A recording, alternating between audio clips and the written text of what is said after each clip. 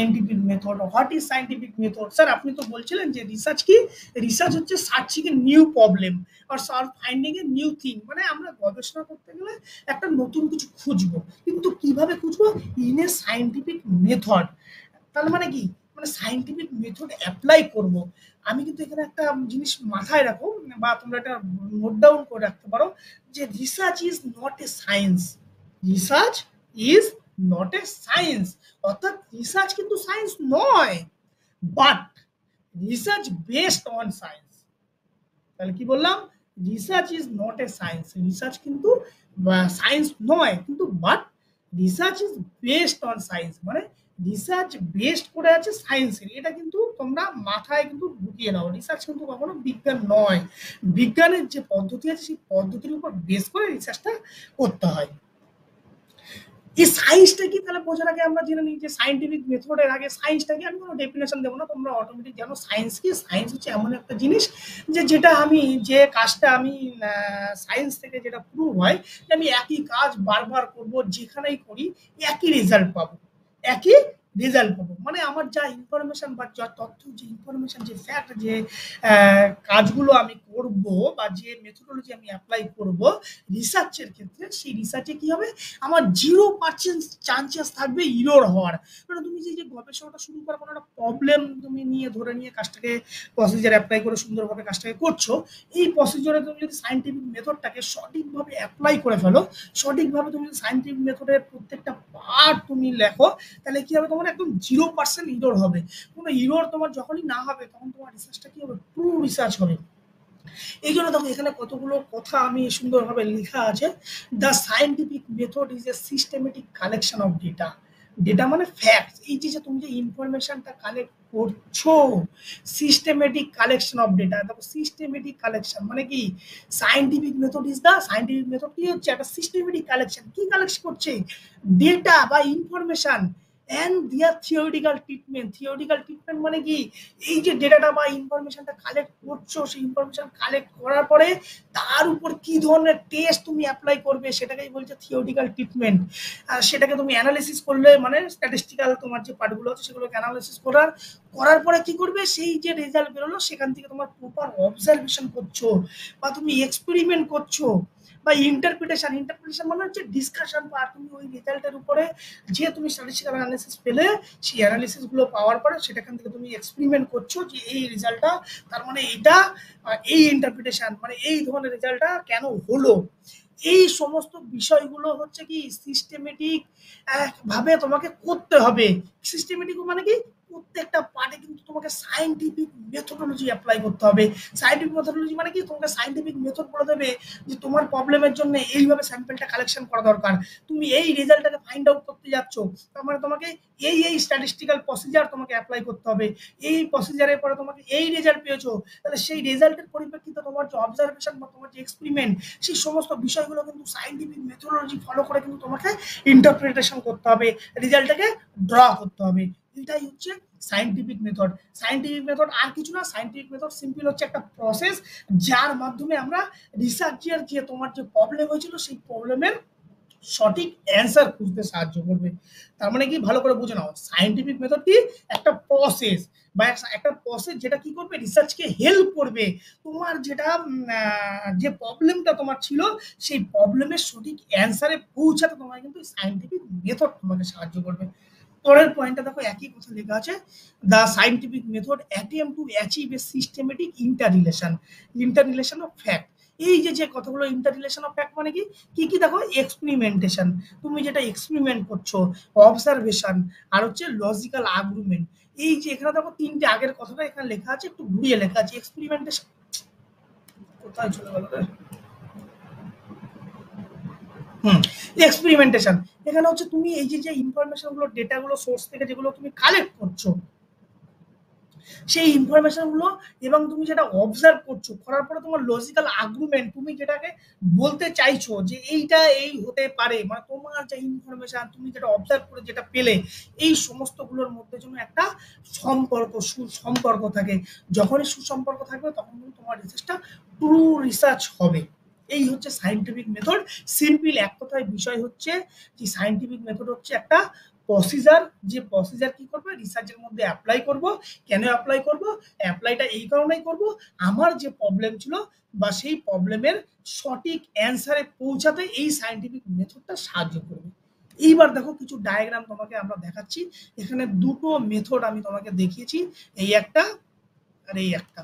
পরীক্ষায় কিন্তু এটা প্রশ্ন বহুবার এসেছে যে সায়েন্টিফিক মেথডের সিকোয়েন্স গুলো, স্টেপ গুলো কি কি।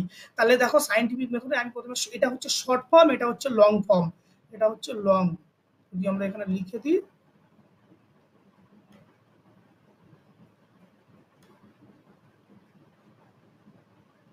এটা হচ্ছে লং ফর্ম, এটা হচ্ছে শর্ট ফর্ম।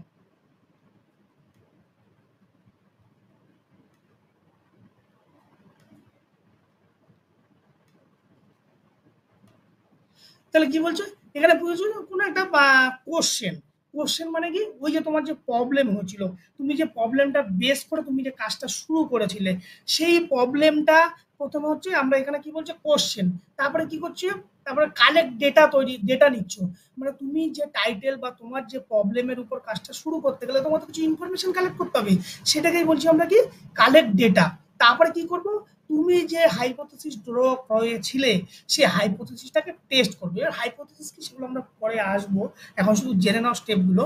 এবং হাইপোথেসিসটাকে যখন টেস্ট করা হয়ে যাবে তখন আমরা কি করবো, সর্বশেষে কনক্লুশন ড্র করবো, যে তুমি কি এই যে যে তোমার এখানে যে কোশ্চেন মার্কস তোমার যে তৈরি হয়েছিল, সেই কোশ্চেন মার্কস গুলোর পরিপ্রেক্ষিতে তোমাকে এখানে কনক্লুশন ড্র করতে হবে, যে এই যে যে কোশ্চেন তৈরি হলো সেই কোশ্চেনের কি সমাধান সঠিকভাবে দিল, যদি দেয় তাহলে ঠিক আছে, যদি না দেয় তাহলে কিছু একটা ভুল আছে। সেই মেথডটা হচ্ছে, এটা হচ্ছে শর্ট ফর্ম। আর একটা লং ফর্ম কি বলছে দেখো, প্রথমে হচ্ছে অবজার্ভ করছো, কোনো একটা প্রবলেমকে তুমি অবজার্ভ করলে, কিছু একটা ভাবছো যে এই প্রবলেম এটা হতে পারে, সেখান থেকে সেই ভাবনা থেকে কি করলে তুমি এবার একটা প্রবলেমকে আইডেন্টিফিকেশন করলে, মানে কি তুমি কোশ্চেন করছো যে এই প্রবলেমটা হতে পারে। সেই একটা কোশ্চেন করলে মানে কি তুমি একটা টাইটেল সিলেক্ট করলে, মানে তোমার একটা প্রবলেম আইডেন্টিফিকেশন করলে, করার পরে এবার তুমি হাইপোথেসিস ড্র করলে। হাইপোথেসিস কি সেটা পরে আসছে, শুধু ভেবে নাও হাইপোথেসিস ড্র করছো মানে এরকম একটা রেজাল্ট তুমি আগে থেকে অনুমান করছো। করার পরে তুমি এবার কি করবে, হাইপোথেসিসের পরিপ্রেক্ষিতে তুমি আবার এক্সপেরিমেন্ট করবে। এক্সপেরিমেন্ট মানে তুমি ইনফরমেশন কালেক্ট করছো, সেই ইনফরমেশন গুলো কালেক্ট করছো, মানে ডেটা তুমি পপুলেশন বা স্যাম্পল থেকে তুমি ডেটাগুলো কালেক্ট করছো। কালেক্ট করার পর সেই ডেটাগুলোকে কি করবে, অ্যানালিসিস করবে। অ্যানালিসিস করার পরে তোমাকে কনক্লুশন করতে হবে। এই হচ্ছে একটা লং ফর্ম। এই মেথডগুলো কিন্তু তোমরা লিখে রাখো, আর যে একটা লং ফর্ম সাইন্টিফিক মেথড আর একটা শর্ট ফর্ম সাইন্টিফিক মেথড কি কি হয়। তাহলে দেখো শর্ট ফর্মে হচ্ছে তোমার কটা পার্ট আছে, চারটে পার্ট। আর লং ফর্মে কটা পার্ট আছে, ছটা পার্ট। তাহলে এইটাই শর্ট ফর্মে আছে চারটে, আর লং ফর্মে আছে কটা, ছটা। এটা কিন্তু মাথায় রাখতে হবে, এটা কিন্তু ভুললে চলবে না। বেশ, এইবার আসি এই যে সায়েন্টিফিক যে আমরা মেথডটাকে অ্যাপ্লাই করলাম, সেই সায়েন্টিফিক মেথডটাকে কিছু প্রিন্সিপাল আছে। দেখো basic postulate in scientific method, এই পস্টুলেটস কথাটার অর্থ এই রিসার্চের ভাষায় হচ্ছে প্রিন্সিপাল, মানে কিছু নীতি। সেই নীতিগুলো কি কি সেগুলো আমরা দেখবো, একটু জাস্ট এগুলো আলোচনা করবো। যে ইট রিয়েলাইজ অন এম্পেরিক্যাল, ইয়েলো কালারটা দাঁড়া, এম্পেরিক্যাল এভিডেন্স মানে কি, রিসার্চ কি করবে, গবেষণাটা সবসময় একটা যেন অভিজ্ঞতা, পুরনো একটা অভিজ্ঞতা বা সেটাকে যেন একটা সাইন্টিফিক ওয়ে, মানে একটা এভিডেন্স আকারে যেন থাকে। মানে কেমন ব্যাপারটা, যে তোমার যে পূর্বের কোনো একটা অভিজ্ঞতা বা কোনো একটা এক্সপেরিমেন্ট, সেই এক্সপেরিমেন্ট যেন সঠিক হয়। মানে তুমি একটা কোনো গবেষণা করলে, সেই গবেষণার মধ্যে তুমি একটা যা খুশি তাই তুমি একটা লিখে দিলে, এমন কোনো ব্যাপারটা না হয়। জন্য সেটা যেন সঠিক একটা গবেষণামূলক তথ্যই থাকে, এবং যেন সেটা সঠিক প্রপার তথ্য থাকে।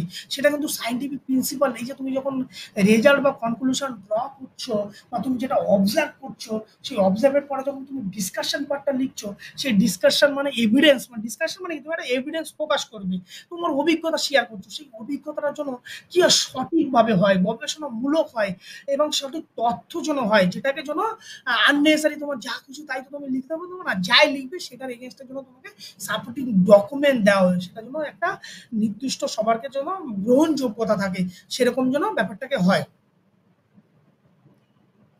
আর এটা পরের পয়েন্ট দেখো, it utilize relevant concept. Relevant concept মানে তোমাকে একদম যেটা দেবে সেই কনসেপ্টের জন্য একদম প্রপার হওয়া চাই, যা খুশি তাই একটা লিখে দিলাম এমন ব্যাপারটা নয়। আর হচ্ছে it committed to only objective and consideration. যে তুমি যে রিসার্চটা করবে, এই কথাগুলো অনেকবার বলেছি, যে তুমি একটা রিসার্চ যখন শুরু করবে সেটার জন্য সেই অবজেক্টিভ, স্পেসিফিক অবজেক্টিভকে জন্য আগে থেকে তোমাকে ড্র করা থাকে, যে আমি কি করতে চাইছি বা কি না করতে চাইছি সেগুলো। এই যে যেটা আমি তোমাদেরকে বলবো, যার জন্য এটা লেখা, আমি দাগ দিই, কোথায় গেল রে, ইট প্রিসাপোজেস এথিক্যাল নিউট্রালিটি। এইটা হচ্ছে এটার জন্য এটা রাখা। এথিক্যাল নিউট্রালিটি মানে কি, তোমাকে এই যে রিসার্চটা করবে বা সায়েন্টিফিক মেথডটা তুমি অ্যাপ্লাই করবে, সেখানে তোমাকে নিরপেক্ষতা বজায় থাকতে হবে, তোমাকে একটা নৈতিকতা বজায় রাখতে হবে। কেন, তোমাকে একটা সিম্পল উদাহরণ দিই, তোমাকে ধরো প্লাগারিজম এই নয় যে তুমি অন্য কারো একটা রিসার্চ হলো সেখান থেকে তুমি কপি পেস্ট করে নিয়ে আসলে, নিয়ে এসে নিজের কাজের মধ্যে সেটাকে দিয়ে দিলে। মাঝে মধ্যে তোমরা শুনবে যে অমুক অমুকের পেপার কপি করে পাস করেছে, বা অমুক অমুক পিএইচডি কাজ কপি করেছে, এরকম ইত্যাদি বিষয়গুলো কিন্তু তোমরা শুনে থাকো, নানান সময় শুনেছো। তাহলে কি হয়, তোমার কিন্তু সেগুলো করা যাবে না। একটা সায়েন্টিফিক যে মেথডের প্রধান উদ্দেশ্য হচ্ছে কি এথিক্স, তোমার ভেতরের এথিক্স মানে তোমার নৈতিকতা, তোমাকে নিরপেক্ষ হতে হবে, যে তোমাকে যে কাজটা করবে সঠিকভাবে তোমাকে সেই ব্যাপারটাকে কিন্তু কি করতে হবে, তোমাকে দিতে হবে, যে কারো অন্যটা কপি করব না, আমি যেটা করব সেটার জন্য তোমাকে সঠিকভাবে সেটাকে প্রদান করব, এবং অন্যের কোনো রিসার্চের কোনো পার্ট কিন্তু সেই ব্যাপারটাকে কিন্তু কপি করা যাবে না। এই জন্যই কিন্তু ধীরে ধীরে এই যে আগে কিন্তু এই যে এখন শুনবে যে রিসার্চে তোমাদের প্লাগারিজম ব্যাপারটা আছে, প্লাগারিজম ব্যাপারটা কিন্তু আগে তেমন ছিল না। এখন এমন হচ্ছে, গবেষণাটা এত পরিমাণ চুরি বেড়ে গেছে, যেখানে কি করছে সেই গবেষণাটা আরো মধ্যে তোমাদের এখন ওই জন্য 10%, ম্যাক্সিমাম 10% তোমাকে ছাড় দিচ্ছে, যে 10% তুমি অন্য কারো কপিটা তুমি করতে পারো, তাছাড়া কিন্তু তুমি আর করতে পারবে না। এই জন্য ম্যাক্সিমাম তোমাকে একটা রিসার্চ তুমি করতে গেলে অনলি ফর 10% তুমি অন্য কারো রিসার্চ থেকে আনতে পারো, তাছাড়া আনতে পারবে না। এই জন্য কিন্তু এথিক্যাল নিউট্রালিটি এই কথাটা মাথায় রেখে কিন্তু তোমাকে রিসার্চটা করতে হবে। এটা দরকার নেই। এইটা দেখো, the methodology is made known, মানে তোমার রিসার্চের যে মেথোডোলজি যে তুমি করবে, যে মেথোডোলজি তুমি একটা যে সম্ভাব্য যে প্রবলেম ধরে তুমি যে গবেষণাটা করতে যাচ্ছ, সেই গবেষণার যে মেথোডোলজি, কিভাবে স্যাম্পেলটা কালেক্ট করবে, তার কিভাবে ভেরিয়েবল গুলো হবে, সেই ভেরিয়েবল থেকে কিভাবে ইনফরমেশন গুলো তুমি কালেক্ট করবে, ইত্যাদি বিষয়গুলো কিন্তু তোমার মধ্যে সঠিক চিত্র যেন আগে থেকে পরিষ্কার থাকে, এইটা কিন্তু মাথায় রাখতে হবে। এইবার এইটাকে আসি, ইট result into a probabilistic prediction. Probability prediction মানে কি, সম্ভাব্য তোমাকে যে হাইপোথিসিস ড্র করি আমরা, আমি এই জন্য এটাকে ছেড়ে দিচ্ছিলাম। হাইপোথিসিস তোমরা লেখো, হাইপোথিসিস মানে কিন্তু প্রেডিকশন করছো, সম্ভাব্য প্রেডিকশন যে আমার রেজাল্টের অমুক অমুক হতে পারে। সেই সম্ভাব্য প্রেডিকশন গুলো যেন একদম পরিষ্কার হয়, সেই জন্য তোমার এই সাইন্টিফিক প্রিন্সিপালের মধ্যে একটা মেথডের মধ্যে একটা পরিষ্কার, এমন নয় যে তুমি এমন একটা হাইপোথিসিস ড্র করলে যেটা তুমি নিজেই সেটার প্রতি কনফিউশন, যে এই রেজাল্টের হাইপোথিসিস ড্র কখন করবে, তখন প্রিভিয়াস যে লিটারেচার রিভিউ থেকে কিন্তু তোমাকে হাইপোথিসিস ড্র করতে হবে, এবং হাইপোথিসিসটা কিন্তু যেন একদম পরিষ্কার হওয়া উচিত তোমার অবজেক্টিভের পরিপ্রেক্ষিতে। এরপর আছে দেখো, aims at formulating scientific theory. তার মানে কি, এটা দেখো সবার লাস্ট আমি এটা এটা কিন্তু খুব গুরুত্বপূর্ণ। তুমি একটা রেজাল্ট বা তুমি একটা প্রবলেম ধরে সমস্ত কিছু তুমি একটা কাজ শুরু করলে, সেখান থেকে রেজাল্ট অ্যানালিসিস করলে, সবার শেষে কি করছো, সায়েন্টিফিক থিওরি তুমি প্রদান করছো। এখানে সায়েন্টিফিক থিওরি মানে কি, তুমি এই যে সায়েন্টিফিক মেথোডোলজি যেগুলো সমস্ত কিছু অ্যাপ্লাই করার পর তুমি রেজাল্ট ডিসকাশন যেটা লিখছো, সেই ডিসকাশন পার্টটা হচ্ছে তোমার সায়েন্টিফিক থিওরি। তাহলে এই ডিসকাশন পার্টটা যেন প্রপার ওয়েতে হওয়া উচিত, আননেসারি যা খুশি তাই জন্য এমন কিছু লিখে দিলাম সেই ব্যাপারটা যেন না হয়, এবং যাই তুমি লিখতে চাও সেগুলোর জন্য একটা কি হয়, সেগুলোর জন্য একটা প্রপার সাপোর্টিং ডকুমেন্টস থাকে। প্রপার সাপোর্টিং জন্য তুমি একটা কথা, তুমি ধরো একটা অবজারভেশন করে তুমি পেলে যে তোমার রিসার্চের আমি এই রেজাল্টগুলো পেলাম, সেই রেজাল্টগুলো মানে কি, তুমি একটা থিওরি স্টাবলিশ করছো, তাহলে এই থিওরিটাকে স্টাবলিশ করার জন্য তোমাকে কিন্তু প্রপার সাপোর্টিং ডকুমেন্টস দিতে হবে। এমন নয় যে তোমার রেজাল্টে বেরোলো এক, তোমার মনে হলো এটা, মানে তোমার যেটা অ্যানালিসিস সেক্ষেত্রে বলছে এক কথা, তোমার অবজারভেশন বলছে অন্য কথা। এই ব্যাপারগুলো যেন কখনো না হয়। দুটোর মধ্যে যেন একটা ইন্টার রিলেশন থাকে। মানে যা ক্যালকুলেশন রেজাল্ট পাবে সেইভাবেই কিন্তু তোমাকে সায়েন্টিফিক থিওরি তোমাকে লিখতে হয়। মানে তোমার ডিসকাশন পার্টটা লিখতে হবে। এই হচ্ছে মোটামুটি সায়েন্টিফিক মেথডের কিছু প্রিন্সিপাল।